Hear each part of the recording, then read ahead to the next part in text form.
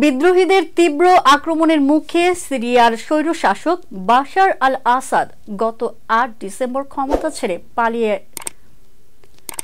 ছেড়ে পালিয়ে রাশিয়া চলে যান। তারপরও দেশটির কেন্দ্রীয় ব্যাংকে প্রায় ২৬ টন স্বর্ণের মজুদ অক্ষত রয়েছে। ২০১১ সালে সিরিয়ায় রক্তক্ষয়ী গৃহযুদ্ধ শুরুর সময়ও ঠিক একই পরিমাণ স্বর্ণ ছিল। এ বিষয়ে অবগত ৪টি সূত্র বার্তা সংস্থা রয়টার্সকে এ তথ্য জানিয়েছেন। একই সঙ্গে তারা জানিয়েছেন দেশটির বৈদেশিক মুদ্রার রিজার্ভ খুবই কম। সিরিয়ার কেন্দ্রীয় ব্যাংকের তথ্যের বরাতে ওয়ার্ল্ড গোল্ড কাউন্সিল বলেছে ২০১১ সালের জুনে দেশটিতে স্বর্ণের মজুদ ছিল ২৫.৮ টন। ২০১১ সালের জুনে দেশটিতে স্বর্ণের মজুদ ছিল ২৫.৮ টন। রয়টার্সের হিসাব মতে অর্থের অঙ্কে এটি $২.২ বিলিয়ন সমান।